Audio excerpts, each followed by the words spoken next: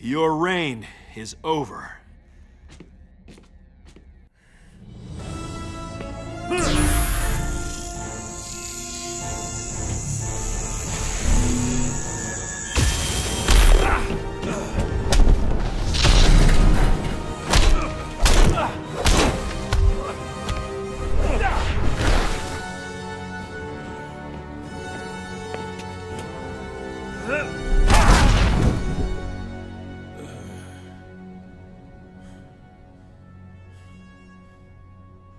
You won't terrorize these people any longer. Fear is the only thing these people understand. One day, you'll learn.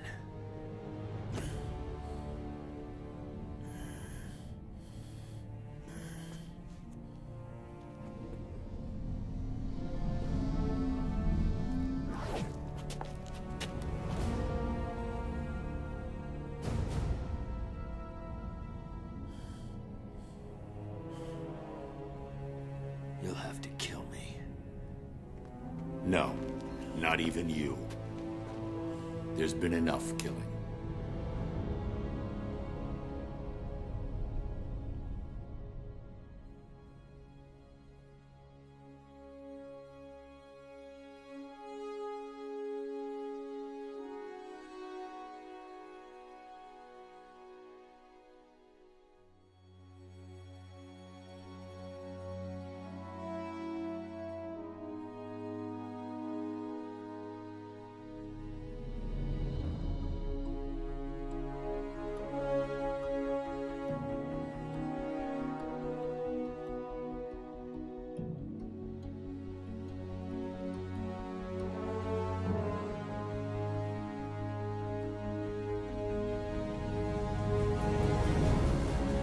Superman's accomplices have been rounded up, or turned themselves in. The next job is restoring civil order. The transitional government has its hands full. We're here if they need help. Thanks, but no. The people need to know they're in control, not us. So you haven't changed your mind? I respect the president's offer, but I don't belong in government. None of us do. You think Batman has a future here? Crime and corruption will return. Ollie would have called me a pessimist. I'm just being realistic. And you're Superman? He'll stand trial. They all will.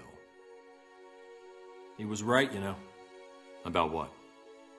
Put in the same position, I might have done the same thing. We never know what we're truly capable of. I hope for your world's sake you never find out.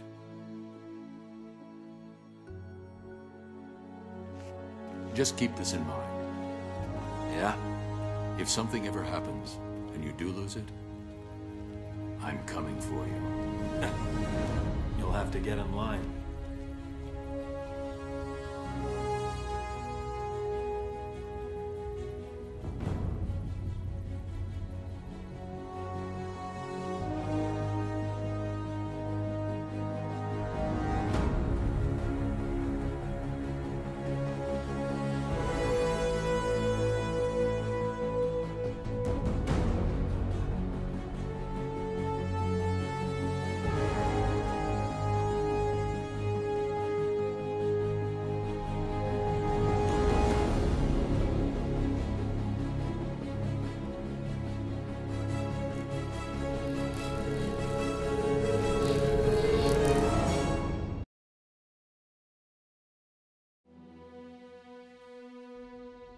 Though pleased with the outcome, Superman's battle with his duplicate left him troubled. If one Superman could go so far astray, why not another? Preventative measures were in order. After much discussion with his fellow Justice Leaguers, Superman ingested a remote-release kryptonite capsule. At any sign of instability, the kryptonite would permeate his body, killing him. The question of who could trigger the device was solved democratically. Each week, a different Leaguer would take possession of its remote control. Only Batman was denied a shift.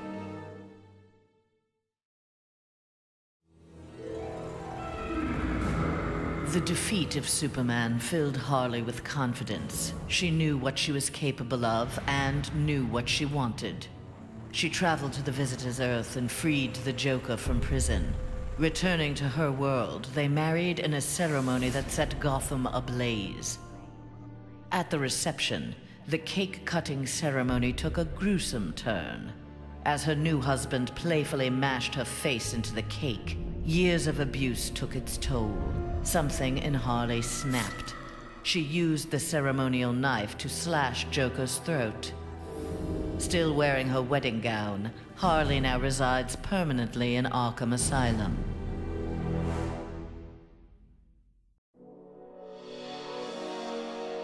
At last, Superman had paid for what he had done to Catwoman. Feigning allegiance to his regime had cost Selina her beloved Batman and her best chance at happiness. Pride and anger kept her from attempting reconciliation with Bruce Wayne, but his inspiring reconstruction of Gotham and Metropolis fostered in her a desire to remain close to him. Until she was ready to approach him again, she did her part to keep Gotham's streets clear of crime. Nascent underworld organizations had both the Bat and the Cat to fear.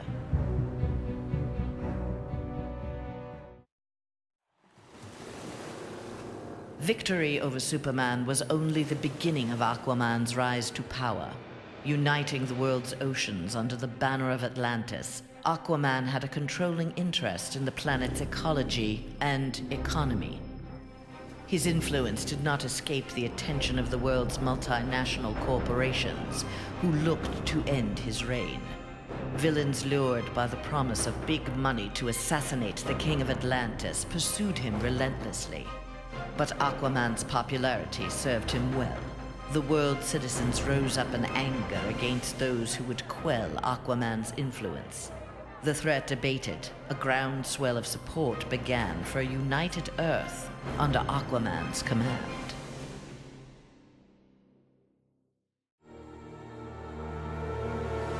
Superman's defeat did not work to Ares' advantage as he had planned. The heroes of the parallel dimension helped this world's Batman build a conflict-free utopia that left the war god famished. On the brink of death, Ares managed to imprison Brainiac 5. He forced Brainiac to create a time loop beginning with the other dimensional heroes' arrival and ending just before their victory. In this pocket of time, Ares flourished. Endless war was his to savor.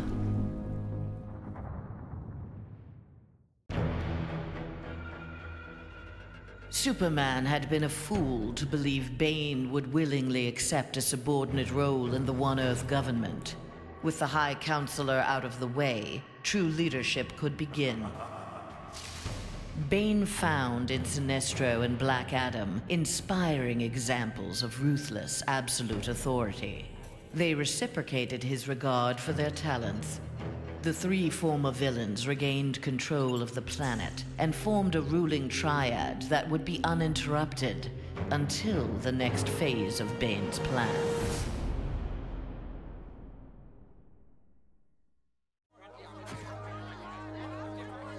Following the battle to liberate Earth, Batman learned that Luthor had bequeathed his massive fortune to Bruce Wayne.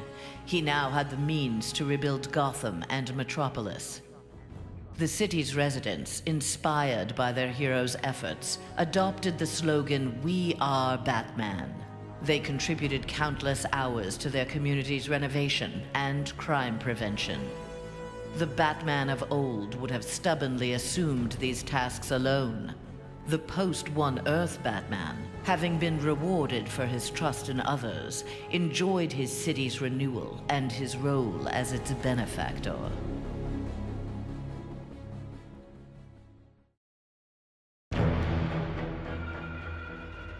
The defeat of Superman taught Black Adam one thing. Most of Earth's denizens were too weak to adopt Kahndaq's visionary form of government. He returned to his homeland with a new plan. Combining their energies, Black Adam and his Empress Isis created a mystical barrier around Kahndaq. There they reigned in peace, their country an oasis in the wasteland of human civilization. A true oasis once Black Adam had destroyed all other life on Earth.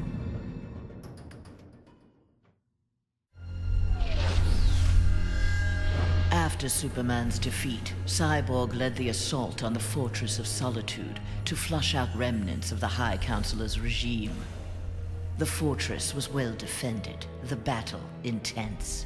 Cyborg was forced to use unfamiliar Kryptonian tools to make repairs to his damaged cybernetics. Enhanced with the alien technology, Cyborg found he could communicate with Superman's androids and order them to apprehend the opposition. With his army of super androids, Cyborg will bring justice to the world.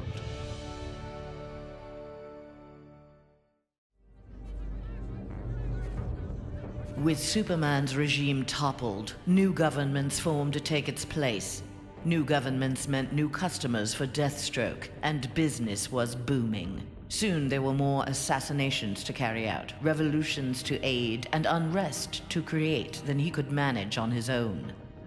The One Earth regime's elite troopers, having committed atrocities in Superman's name, had gone into hiding from a populace bent on revenge. Impossible for most to find, but not for Deathstroke.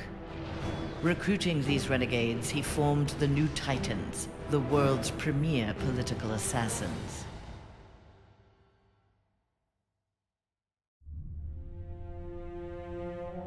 Free of Superman's control, Doomsday eradicated the remaining metahumans. He then manipulated technology in the abandoned Fortress of Solitude to terraform the Earth. It soon resembled prehistoric Krypton. At last, it felt like home. After a few years of exterminating humanity at his leisure, however, Doomsday needed a challenge. Having assimilated Superman's ability to fly, he headed for a nearby space sector. He had heard rumors of an opponent worthy of his attention, a Cezannian mercenary with a taste for violence. Doomsday was eager to meet this Lobo in battle.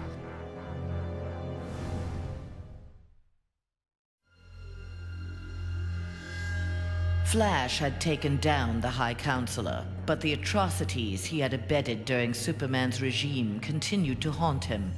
His shame eventually drove him into exile. Whether wishing to make further amends or simply unable to stop himself, Flash continued to use his powers in the pursuit of justice. Rumors of a mysterious red streak of energy that would set upon and incapacitate criminals circulated throughout Central City. While only some deduced his true name, most felt gratitude and affection for the new hero they called the Ghost.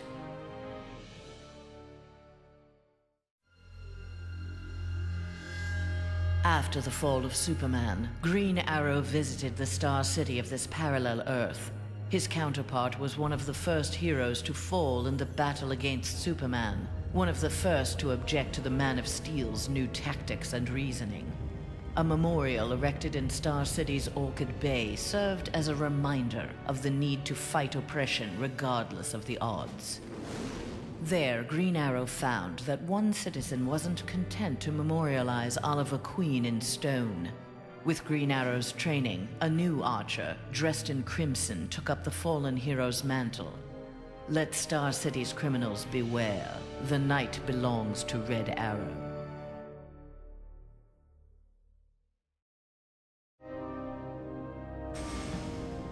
Mere days after returning to his Earth, Green Lantern, in an event mirroring his ascension to the core, witnessed the crash landing of an alien ship. Investigating the wreckage, he encountered the pilot, who claimed to be Abin Sur. But this Abin Sur wore no power ring, and referred to him in halting breaths as the Almighty One. Green Lantern tried to convince the alien of their past, that Abin Sur had named Hal Jordan, his successor, as the Green Lantern of Sector 2814. But the alien died from his wounds before Lantern could learn more of him. Lantern left immediately for Oa. The Guardians were his only hope of solving this mystery.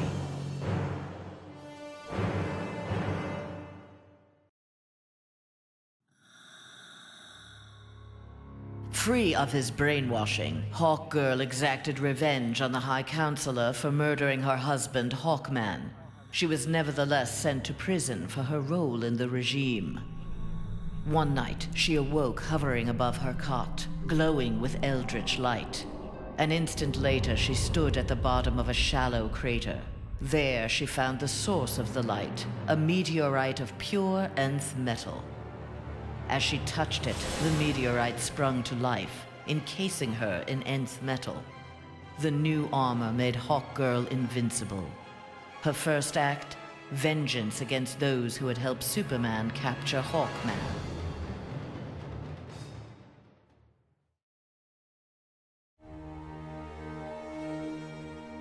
Though he had failed to elevate the Joker clan's status, Joker was convinced a similar organization could be successful in his dimension. Joker used a series of devastating terrorist acts to frighten the populace, then convinced the more gullible among them that he was the path to security. The new Joker clan soon had millions of members worldwide and committed regular anti-government attacks, wreaking havoc on the global economy.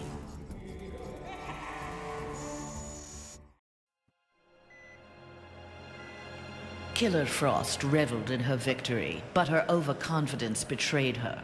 Seizing the opportunity, agents of Star Labs captured her. Their scientists harnessed her freezing power in order to fortify the world's polar ice caps. But Star Labs underestimated Frost's abilities. Turning on her captors, she froze their facility and eventually the entire Western Hemisphere. The survivors now struggle to overthrow the self-proclaimed Ice Queen.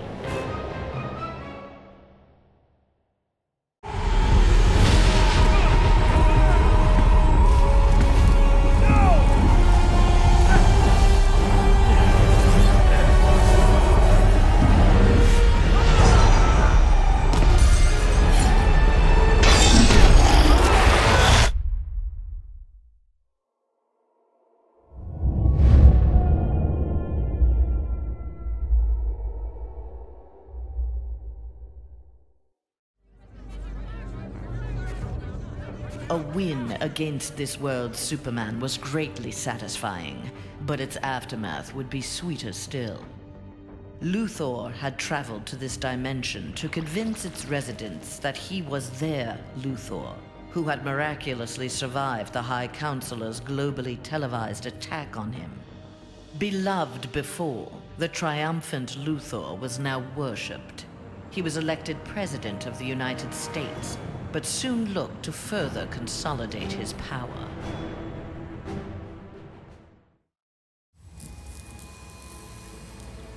Nightwing had beaten his former boss, Superman, in single combat. Not even Batman had done that.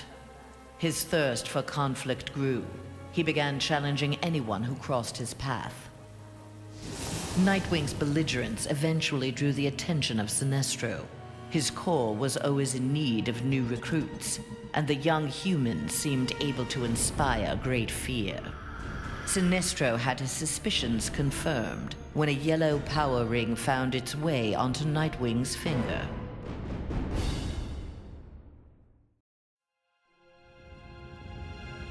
Winning the battle with Superman cost Raven dearly. The amount of demonic energy required overwhelmed her. After regaining consciousness, she looked around warily. Her immediate surroundings were a hellish ruin. Nearby stood her father, Trigon. Raven had somehow called him forth during her battle. Trigon thanked his daughter. He then summoned an army of demons and set out to destroy the rest of the planet.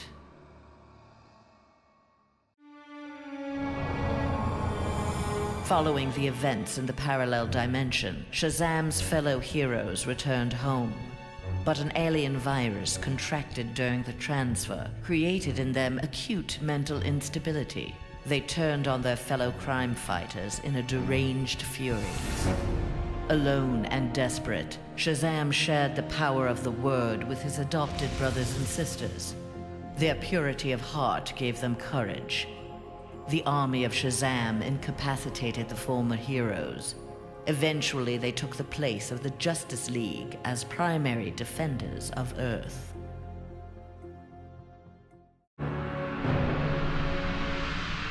When Superman's One Earth regime proved to be a failure similar to his on Korugar, Sinestro retreated to deep space to ruminate on its demise. Fear had long seemed the most powerful of the emotions with which to bring order to the universe, yet it had not been enough. Desperate, Sinestro hurled the might of the Sinestro core against the life entity, keeper of the White Power Battery. Ultimately victorious, Sinestro now wielded the power of a White Lantern. No adversary could possibly withstand him. The light of the Green Lantern core would be the first he would extinguish.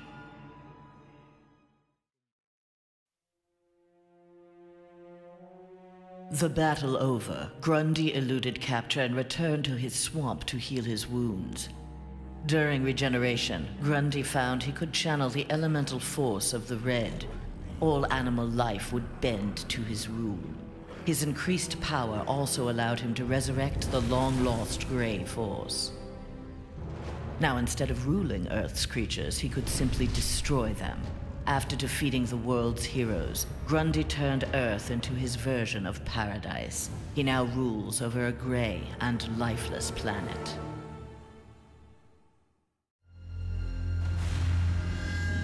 Wonder Woman returned home to find her dimension in ruins. Aware of Superman's despotic rule of the parallel dimension, the gods of Olympus vowed to preemptively eliminate the metahuman scourge from their world. Under the direction of Zeus, they hunted down and eliminated nearly all superpowered mortals. All that remained to oppose them was Themyscira. Wonder Woman and her Amazons fought back against the Olympians with unrelenting courage. Despite heavy losses, Wonder Woman's forces ultimately prevailed. They took reign as the new Olympians, ushering in an age of peace and prosperity.